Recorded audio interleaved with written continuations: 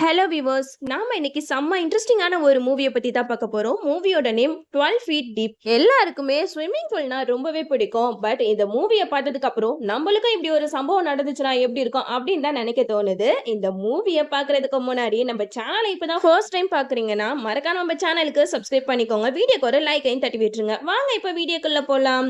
ஸ்டார்டிங்ல இந்த பொண்ணு ஸ்விம்மிங் பூல்ல குளிச்சுக்கிட்டு இருப்பா. இவளுக்கு டயபெட்டிஸ் இருக்கிறனால அடிக்கடி சுகர் லெவல் செக் பண்ணிக்கிட்டே தான் இருப்பா. இவளை தேடி அவளோட தங்கச்சி ஜோனா வராங்க. இவளுக்கு அடிக்கடி சைக்கோ மாதிரி கோவம் வரதால கொஞ்சம் ஹாஸ்பிட்டல்ல ட்ரீட்மெண்ட்லாம் எடுத்துட்டு தன்னோட அக்காவை மீட் பண்றதுக்காக இந்த ஸ்விம்மிங் பூலுக்கு வரா. அப்போ இன்சார்ஜ் வந்து பேசிக்கிட்டு இருக்காரு. 3 நாள் வேற ஸ்விம்மிங் பூல் வந்து லீவு, அதுக்குள்ள சீக்கிரமா வீட்டுக்கு போயிடணும் அப்படின்னு சொல்லிட்டு பேசிக்கிட்டு இருக்கும்போது அப்பதான் ஜோனா வந்து இங்க குளிக்கிறதுக்கு ரெடி ஆகிக்கிட்டு இருக்காங்க. ஜோனா வந்து கொஞ்சம் கோவக்காரி, எல்லார்கிட்டயும் கொஞ்சம் கோவமாவே தான் பேசிக்கிட்டு இருப்பாங்க. அவங்க அக்காவுக்கு ஜோனாவை ரொம்பவே பிடிக்கும். ஜோனா எப்படி இருக்க, இப்போ உன்னோட ஹெல்த் எல்லாம் பரவாயில்லையா அப்படின்னு சொல்லிட்டு நலம் விசாரிச்சுட்டு இருக்காங்க. அதுக்கு ஜோனாவும் பரவாயில்ல அப்படின்னு சொல்லிட்டு அப்படியே கேஷுவலா பேசிக்கிட்டு இருக்காங்க. வா, ரொம்ப நாள் கழிச்சு நம்ம மீட் பண்ணிருக்கோம், ஜாலியா ஸ்விம் பண்ணுவோம் சொல்லிட்டு ரெண்டு பேருமே ஜாலியா பழைசெல்லாம் பேசிட்டு இந்த ஸ்விம்மிங் ஃபுல்லா அவங்களோட டைம் ஸ்பெண்ட் பண்ணிக்கிட்டு இருக்காங்க. பட் இந்த நேரம் தான் இவங்களுக்கு பெரிய ஆபத்து காத்துக்கிட்டு இருக்கு. அப்போ நம்ம ஜோனாவோட அக்கா வந்து குளிச்சுக்கிட்டு இருக்கும்போது ரிங்க மிஸ் பண்ணிடுவாங்க. அப்ப நம்ம ஜோனா தான் பாப்பாங்க. அக்கா, உன்னோட ரிங் எதுவும் மிஸ் ஆயிடுச்சா, அந்த ஸ்விம்மிங் பூல்ல பாரு ஒரு ரிங் இருக்கா அப்படின்னு சொல்லிட்டு ஜோனா வந்து அவங்க அக்கா கிட்ட சொல்லிக்கிட்டு இருப்பாங்க. அப்போ ஜோனாவோட அக்கா ஓடி வந்து பார்க்கும்போது அங்க ரிங் வந்து அந்த கிரில்ல மாட்டிக்கிட்டு இருக்கும். அதை எப்படியாவது நம்ம எடுத்தாவும் இந்த ஸ்விம்மிங் பூல்ல வேற க்ளோஸ் பண்ண போறாங்க அப்படின்னு சொல்லிட்டு அக்கா காரி தன்னோட ரிங் போயிடக்கூடாது, அது என்னோட என்கேஜ்மெண்ட் ரிங் அப்படின்னு சொல்லிட்டு தன்னோட என்கேஜ்மெண்ட் ரிங்கை எடுக்கிறதுக்காக தண்ணியில குதிக்கிறா. இங்க இன்சார்ஜ் வந்து ஸ்விம்மிங் பூல்ல இருக்கிற ஆளுங்க எல்லாத்தையுமே வெளியேற்றிட்டு இதை எப்படியாவது க்ளோஸ் பண்ணிட்டு சீக்கிரம் வீட்டுக்கு போகணும் அப்படின்னு சொல்லிட்டு பறந்துட்டு இருக்காரு. அந்த நேரம் பார்த்து இவங்க அந்த ரிங்கை எடுக்கிறதுக்காக அங்க குதிச்சிடுறாங்க. அப்போ கிரில்ல அந்த ரிங் ஸ்ட்ராங்கா மாட்டிக்கிட்டு இருக்கு. நம்ம ஜோனாவோட அக்காவும் அதை எடுக்கிறதுக்காக எவ்வளவோ ட்ரை பண்றாங்க. பட் அதை வந்து எடுக்கவே முடியல. நம்ம ஜோனா வந்து பார்த்துக்கிட்டே இருக்காங்க. என்ன இவ போய் இவ்வளவு நேரம் ஆச்சு இன்னும் ஆளையே காணா, சரி இவளால எடுக்க முடியல போல, நம்ம போயிட்டு ஹெல்ப் பண்ணுவோம் அப்படின்னு சொல்லிட்டு ஜோனாவும் அந்த தண்ணிக்குள்ள குதிக்கிறாங்க. இவங்க ரெண்டு பேருமே தண்ணிக்குள்ள இருக்கிறனால இவங்க வெளியில போயிட்டாங்கன்னு தான் அந்த இன்சார்ஜ் வந்து நினைச்சிட்டு இருப்பாரு. பட் அவங்க ரெண்டு பேருமே அந்த மோதிரத்தை எடுக்கிறதுக்காக தான் இவ்வளவு நேரம் போராடிக்கிட்டு இருக்காங்க. எப்படியோ போராடி அந்த ரிங்கை எடுத்துருவான்னு பார்த்தா பட் அவளால முடியல. இங்க இன்சார்ஜ் வேற யாருமே இல்ல, எல்லாருமே போயிட்டாங்க அப்படின்னு சொல்லிட்டு அந்த ஸ்விம்மிங் பூல்ல மூடுறதுக்காக ஒரு ஃபைபர் கிளாஸ் இருக்கும், அதுக்கான பட்டனையும் அழுத்தி விட்டுறாரு. இங்க ஜோனாவும் ஜோனாவோட அக்காவும் ரெண்டு பேரும் சேர்ந்து அந்த கிரில்ல மாட்டிருக்க ரிங்கை எடுக்க ட்ரை பண்ணிட்டு இருக்காங்க. அக்கா காரி எவ்வளவுதான் ட்ரை பண்ணாலும் கடைசியில தங்கச்சி காரி தான் அந்த ரிங்கை எடுப்பா. அப்போன்னு பார்த்து அவளோட முடி அந்த கிரில்ல நல்லா மாட்டிக்கிறோம், தங்கச்சி முடி மாட்டிக்கிச்சே அப்படின்னு சொல்லிட்டு அந்த முடியை எப்படியோ கஷ்டப்பட்டு எடுத்துடுறா. பட் மேல என்ன நடக்குதுன்னு இவங்க ரெண்டு பேருக்குமே தெரியாது. அந்த இன்சார்ஜரும் மறுபடியும் சுத்தி முத்தி பார்த்துட்டு யாருமே இல்ல, எல்லாரும் போயிட்டாங்கன்னு சொல்லிட்டு அந்த ஃபைபர் கிளாஸ் டோரை ஸ்விம்மிங் பூல் மேல மூடிட்டு அவர் வேலையை பார்த்துட்டு கிளம்பிக்கிட்டே இருக்காரு. இந்த இடத்துல ஜோனாவும் ஜோனாவோட அக்காவும் ஸ்விம்மிங் பூல் கடியில நல்லாவே மாட்டிக்கிறாங்க. இப்பதான் ஜோனாவோட அக்காவுக்கு நம்மள சுத்தி ஏதோ ஒண்ணு நடக்குது அப்படின்னு சொல்லிட்டு தங்கச்சி கறியை கூட்டிட்டு மேல வரா. மேல ரெண்டு பேருமே ஸ்விம் பண்ணிட்டு வந்து பாக்குறாங்க. அப்பதான் அவங்களுக்கு பெரிய அதிர்ச்சி காத்துக்கிட்டு இருக்கு. ஏன்னா அவங்க ஸ்விம்மிங் பூலுக்கும் அவங்களுக்கு இடையில கொஞ்சம் தான் டிஃப்ரெண்ட் இருக்கே, அதுக்கு மேல கண்ணாடி கிளாஸால மூடப்பட்டிருக்கு. இதை பார்த்ததுமே ஜோனாவும் ஜோனாவோட அக்காவும் ரொம்பவே ஷாக் ஆயிடுறாங்க. என்னது இது, இப்படி பண்ணிட்டு போயிட்டாங்க, நம்மள வச்சு எப்படி மூடலாம் அப்படின்னு சொல்லிட்டு ஜோனாவோட தங்கச்சி வந்து பயங்கரமா டென்ஷன் ஆகுறா. நம்ம தண்ணி கடியில இருந்தனால அந்த இன்சார்ஜ் வந்து நம்மள பார்க்காம இந்த ஃபைபர் கிளாஸை வச்சு பூட்டிட்டு போயிட்டான், இப்ப யாரு நம்மளுக்கு ஹெல்ப் பண்ண போறா அப்படின்னு சொல்லிட்டு ஜோனாவும் ஜோனாவோட அக்காவும் இந்த தண்ணிக்குள்ள சண்டை போட்டுட்டு இருக்காங்க. அப்பதான் ஒரு லேடி வந்து இந்த இடத்துல டார்ச் லைட் அடிச்சு பாக்குறா. அப்ப இவங்களோட திங்ஸ் எல்லாம் இருக்கும், இந்த திங்ஸ் எல்லாம் எடுத்துட்டு இங்க இருந்து எஸ்கேப் ஆயிடணும்னு சொல்லிட்டு அந்த லேடி வந்து யோசிச்சுட்டு இருப்பா. இவங்களோட சவுண்ட் கேட்டு கூட இவங்களை காப்பாத்தணும்னு அந்த லேடி நினைக்க மாட்டா. சாரி கேர்ள்ஸ், என்னால உங்களை காப்பாற்ற முடியாது, எனக்கு நிறைய பண கஷ்டம் இருக்கா, அதனால எனக்கு தேவையான திங்ஸ் எல்லாம் நான் எடுத்துட்டு இந்த இடத்த விட்டே ஓட போறேன் அப்படின்னு இந்த ரெண்டு பொண்ணுங்க கிட்டையும் அந்த லேடி சொல்லிக்கிட்டு இருப்பா. அப்போ ஜோனா அக்காவோட போன் இருக்கும், அந்த போன்ல அவங்க பாய் ஃப்ரெண்ட் வந்து நிறைய வாய்ஸ் மெயில் அனுப்பிச்சிருப்பாங்க. அதை கேட்டுட்டு ஜோனாவோட அக்கா சொல்லுவாங்க, அந்த போனையாவது வச்சுட்டு போ அப்படின்னு சொல்லும் போது அந்த லேடி சொல்லுவாங்க, நோ, நான் எதையுமே விட்டுட்டு போக மாட்டேன், எனக்கு எல்லாமே தேவைப்படுது, அந்த அளவுக்கு நான் பண கஷ்டத்துல இருக்கேன் அப்படின்னு சொல்லிட்டு எல்லாத்தையுமே எடுத்துட்டு அங்க இருக்கிற சிசிடிவி கேமராவெல்லாம் அந்த லேடி செக் பண்ணிக்கிட்டு இருப்பா. அப்போ அந்த சிசிடிவி கேமரால எந்த இடத்துல இவங்க இருக்கிறாங்களோ அந்த கிளிப்பை மட்டும் அவங்க வந்து அப்படியே டெலீட் பண்ணிட்டு ஆஃப் பண்ணிட்டு அந்த இடத்துல இருந்து கிளம்பிடுவாங்க.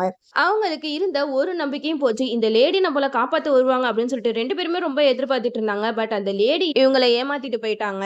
இவங்க ரெண்டு பேருமே இங்க இருந்து எப்படி தப்பிக்கிறது அப்படின்னு யோசிச்சுட்டு இருக்கும் போது ஜோனாவோட அக்கா ஒரு விஷயத்த சொல்றாங்க, எனக்கு வேற டயபெட்டிஸ் இருக்கு, என்னால இன்ஜெக்ஷன் போட்டா மட்டும்தான் கான்ஷியஸ் கான்ஷியஸா இருக்க முடியும் அப்படின்னு சொல்லிக்கிட்டு இருக்கும்போது ஜோனாவோட தங்கச்சி ஒரு ஐடியா தரா. பேசாம நம்ம இந்த கிளாஸ உடைச்சிட்டு வெளியில போயிடலாமா அப்படின்னு சொல்லிட்டு பார்த்துட்டு இருக்கும்போது, இந்த கிளாஸ் ஃபுல்லாவே ஃபைபரால செய்யப்பட்டது. இத எப்படி நம்ம உடைக்க முடியும்? அப்படி உடைக்கணும்னாலும் நம்மளுக்கு ஏதாவது ஒரு திங்ஸ் தேவைப்படுமே.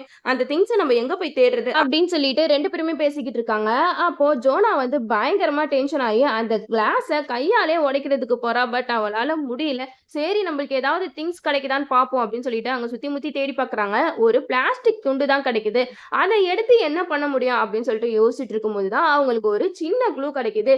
இந்த ஃபைபர் கிளாஸ்ல ஒரு சின்ன ஓட்டை இருக்கும். அந்த ஓட்டை வழியா இந்த பிளாஸ்டிக்க வச்சு நம்ம எப்படியாவது கட் பண்ணி கொஞ்சமாவது வெளியில போ முடியுதான்னு ட்ரை பண்ணி பார்ப்போம்னு சொல்லிட்டு 2 பேருமே முயற்சி பண்றாங்க. பட் அதுவும் வந்து அவங்களால சரியா முடியல. ஏன்னா அந்த சின்ன பிளாஸ்டிக் துண்ட வச்சுட்டு அவ்ளோ பெரிய ஃபைபர் கண்ணாடிய உடைக்கணும்னா கஷ்டம் தானே. அதனால ஜோனாவோட அக்கா வந்து ஜோனா கிட்ட அந்த பிளாஸ்டிக் துண்ட வாங்கி நான் ட்ரை பண்ணி பார்க்கறேன் அப்படின்னு சொல்லிட்டு இவளும் ட்ரை பண்ணி பார்க்கறா. But no use. எதுவுமே அவங்களால செய்ய முடியல. சரி அதுக்குள்ள நம்ம ரிங்கையாவது எடுக்க ட்ரை பண்ணுவோம்னு சொல்லிட்டு ஜோனாவோட அக்கா உள்ளக்க போயிட்டு அந்த ரிங்கை எடுக்கிறாங்க. ரிங்கும் கையில வந்துருது. அந்த ரிங்கை பார்த்ததுமே நம்ம ஜோனாவோட அக்கா ரொம்பவே ஹாப்பி ஆயிடுறாங்க.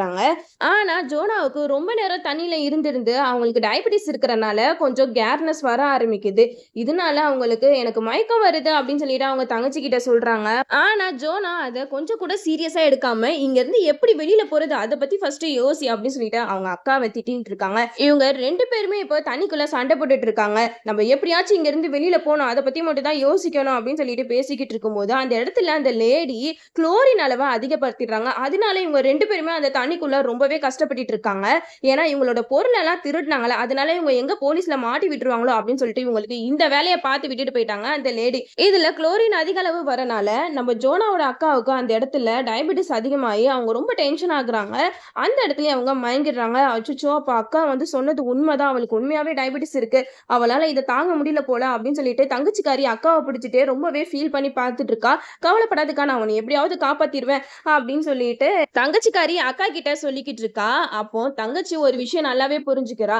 நம்ம அக்கா எவ்வளவு நல்லவ, இவ்வளவு நாள் அவளை பத்தி நம்ம தப்பாவே புரிஞ்சு வச்சுக்கிட்டோமே அப்படின்னு சொல்லிட்டு அக்காவை காப்பாத்துறதுக்காக அந்த கிரில்ல எடுக்கணும்னு சொல்லிட்டு ஒரு துணியை கையில எடுத்துட்டு போறா. அந்த இடத்துல கீழே கிரில்ல துணியை வச்சு சுத்தி எப்படியாவது இந்த கிரில்ல நம்ம கையில எடுத்து இது மூலமா அந்த கண்ணாடி கிளாஸை உடைச்சி அங்கிருந்து நம்ம வெளியில போயிடணும் அப்படின்னு சொல்லிட்டு அவ எவ்வளவோ ட்ரை பண்ணி அந்த துணியை வச்சு ஒரு வழியா அந்த கிரில்ல கையில எடுத்துட்டா. அந்த கிரில்ல எடுத்தோடனே அவளுக்கு அவ்வளவு சந்தோஷமா இருக்கு. பட் அந்த இடத்துல அவங்க அக்கா மயங்கி விழுந்துடுறா. அவங்க அக்காவை காப்பாத்துறதா இல்ல இந்த கிரில்ல வச்சு மேல இருக்கிற கண்ணாடியை உடைச்சிட்டு நம்ம தப்பிச்சு போறதா அப்படின்னு சொல்லிட்டு ஜோனா வந்து பயங்கரமா யோசிச்சுட்டு இருக்கா. இல்ல ஒரு கையில அக்கா ஒரு கையில கிரில்லு, கடவுளே எங்களை காப்பாத்து அப்படின்னு சொல்லிட்டு அந்த இரும்பு கிரில்ல வச்சு அந்த ஃபைபர்ல ஒரு சின்ன ஓட்டை இருந்துச்சுல அதுல குத்து குத்துன்னு குத்துறா. ஒரு வழியா அந்த ஃபைபர் வந்து உடஞ்சிருச்சு. உடஞ்ச இடத்துல அவளோட கையை விட்டு அந்த ஃபைபரை இன்னும் கொஞ்சம் நீக்கி விடுறா. அப்போ அவ கையில ரொம்பவே அடிபடுது. அந்த வலியை தன்னோட அக்காவுக்காக தாங்கிக்கிறா. நம்மளுக்கு என்ன ஆனாலும் சரி நம்ம அக்காவோட உயிரை காப்பாத்தி ஆகணும் அப்படின்னு சொல்லிட்டு அதை பொழந்துக்கிட்டு ரத்த காயங்களோட அவங்க அக்காவை தூக்கி மேல வைக்கிறா. மேல வச்சு அவங்க அக்காவுக்கு எவ்வளவோ கான்சியஸ் வர்றதுக்கு ட்ரை பண்ணிக்கிட்டு இருக்கா. பட் அவளால முடியல. ஜோனா அவங்க அக்கா கிட்ட சொல்றா, அக்கா எனக்கு அம்மாவும் இல்ல, நீ தான் எனக்கு எல்லாமே, நீ என்னை விட்டுட்டு போயிடாத அப்படின்னு சொல்லிட்டு ஜோனாவை எழுப்ப ட்ரை பண்றா. கடைசியில தான் அவளுக்கு புரியுது இவளுக்கு டயபெட்டிஸ் இருக்கிறனால இவளுக்கு அந்த இன்ஜெக்ஷன் போட்டா மட்டும்தான் கான்சியஸ் வரும்ன்றத அவ நல்லாவே புரிஞ்சுக்கிறா. அதனால தன்னோட அக்காவுக்கு ஊசியை போட்டு அவளை எப்படியோ கண்முழிக்க வச்சிடறா. அப்போ அந்த இடத்துக்கு போலீஸ் வந்துடுறாங்க. அப்போ அக்கா காரி தங்கச்சி கிட்ட சொல்றா, இப்போ நம்ம 2 பேருமே ஈவன் ஆயிட்டோம் அப்படின்னு சொல்லும் போது அதுக்கு ஜோனா வந்து இல்ல இது கிடையாது ஈவன் அப்படின்னு சொல்லிட்டு அவளோட என்கேஜ்மெண்ட் ரிங்க அவ கையில கொடுக்குறா. இதை பார்த்ததுமே அக்கா காரிக்கு ரொம்பவே சந்தோஷமாயிடுச்சு. கடைசியில அக்கா தங்கச்சி 2 பேருமே ஒண்ணு சேர்ந்துட்டாங்க. இப்படியே அழகா இந்த கதையையும் முடிச்சிடுறாங்க. ஓகே வியூவர்ஸ், இந்த வீடியோ உங்களுக்கு பிடிச்சிருந்தா லைக் பண்ணுங்க, மறக்காம நம்ம சேனலை சப்ஸ்கிரைப் பண்ணி தொடர்ந்து உங்களோட ஆதரவை நம்ம சேனலுக்கு கொடுத்துக்கிட்டே இருங்க.